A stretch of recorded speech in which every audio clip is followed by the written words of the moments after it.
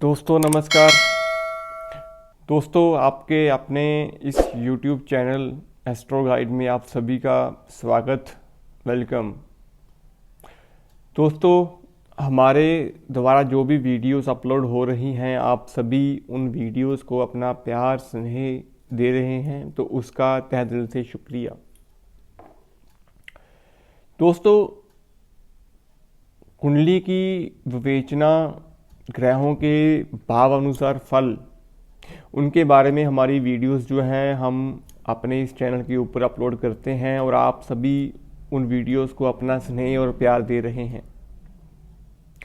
लेकिन बात हमेशा यही होती है कि हमें उपाय किन ग्रहों के करने चाहिए।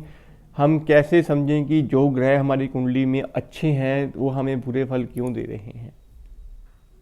तो इस लॉजिक को भी हमें समझना ज़रूरी है, सो दैट कि आप अपनी जो कुंडली है उसको भी आप समझ पाएँ।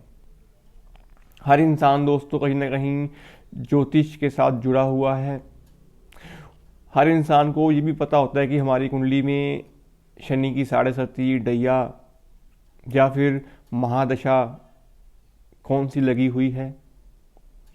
और स्टोन्स जो हैं वो भी अपने अपने हिसाब से लोग जो है वो डाल लेते हैं दोस्तों, लेकिन बात वही है कि रिजल्ट नहीं आते। परेशान हम ज़्यादा हो जाते हैं जब हम ज़्यादा उपाय करते हैं। तो इसका लॉजिक और तर्क क्या हो सकता है, उनके बारे में पूरी विवेचना करेंगे। अगर आप इस चैनल के ऊपर नए हैं दोस्तों, तो आप इस चैनल को जरूर सब्सक्राइब कर लें। दोस्तों ज्योतिष का ज्ञान था समुंदर है दोस्तों। हर इंसान की अपनी अपनी नॉलेज है, अपनी अपनी एक सोच है डिस्क्राइब करने की।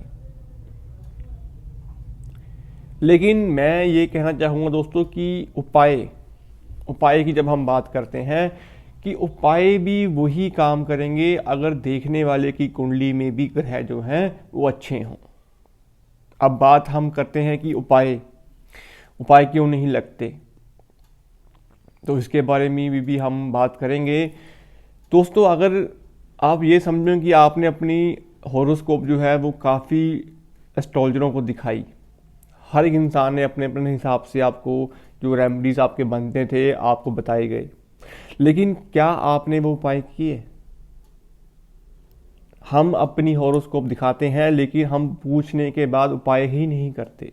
ऐसा नहीं है कि हम उपाय नहीं करते, लेकिन जिस इंसान को आपने अपने हॉरोस्कोप दिखाई, क्या आपने उस इंसान की एडवाइस मानी, सलाह मानी? क्या वो उपाय आपको लगेंगे? तो इसके लिए भी दोस्तों तर्क होता है कि अगर इंसान की कुंडली में, देखने वाले की कुंडली में बुध अच्छे होंगे, मरकरी अच्छी प्लेसमेंट्स पे होंगे, तो उनके द्वारा दी हुई सलाह आपकी ज़िंदगी भी बदल सकती है दोस्तों।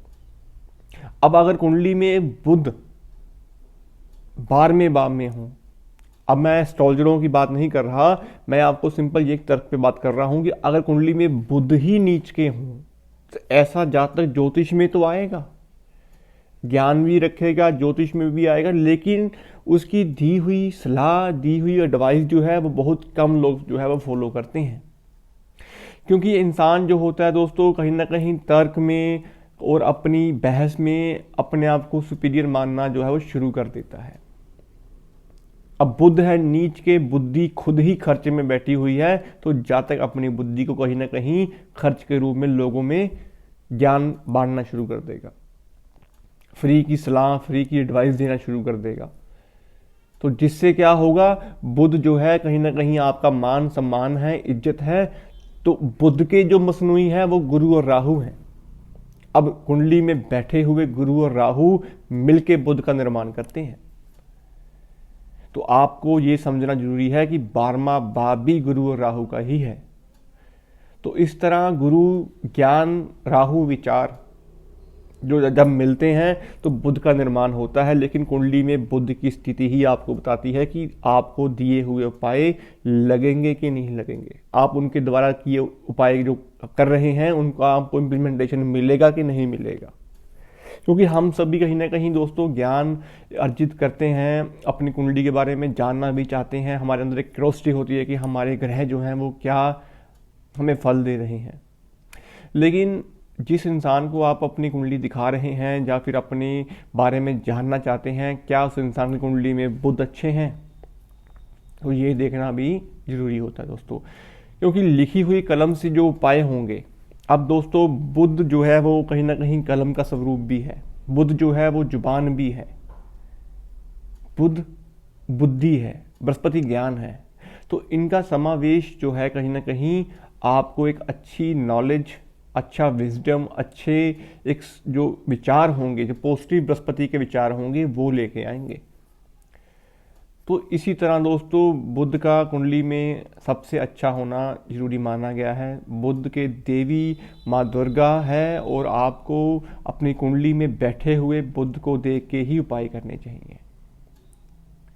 पूरी कुंडली में दोस्तों कोई भी ग्रह आपकी कुंडली में उच्च के बैठे हों, लेकिन अगर बुध खराब है तो आप मान लीजिए कि आपकी कुंडली में कुछ भी नहीं है।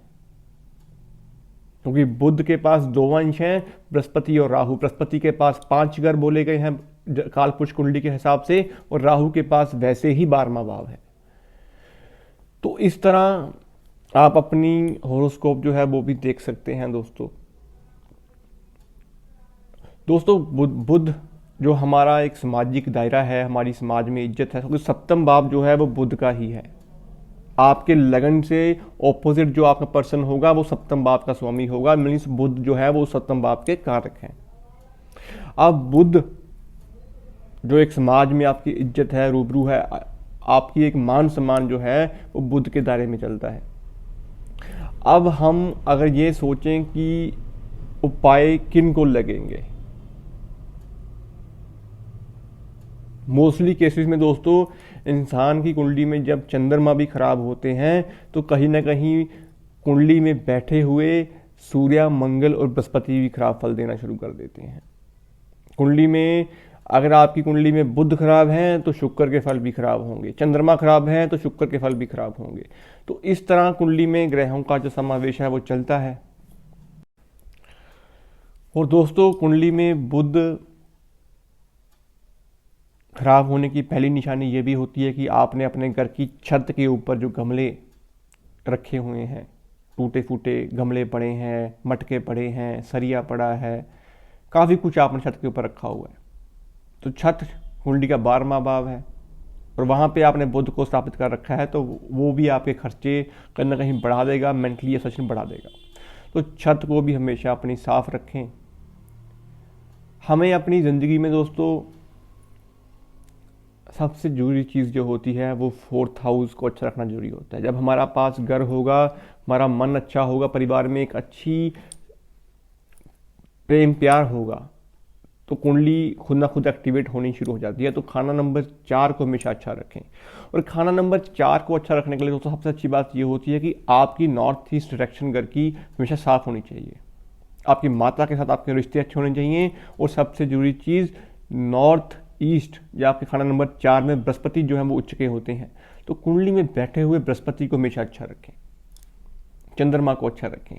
ये 2 ग्रह पकड़ के चलें तो खाना नंबर 4 के फल आपको अच्छे देखने शुरू हो जाएंगे दोस्तों।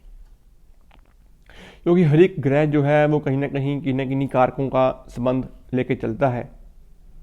तो इसीलिए पैसे की फ्लो, पैसा, लिक्विड कैश, जमा पूंजी, ये सब बृहस्पति और चंद्रमा के दिन ही चलते हैं। प्रॉब्लम्स देने वाले ग्रह कौन से हैं? 6, 8, 12 केतु, शनि और राहु। तो इनको भी आप कुंडली में जहाँ पे ये बैठे हुए हैं उन भावों को समझ के इनके उपाय करें, तो कुछ हद तक आपको अच्छे फल जो देखने को मिलेंगे दोस्तों। ऐसी ही वीडियोस, टॉपिक्स हम आपके साथ डिस्कस करते रहेंगे।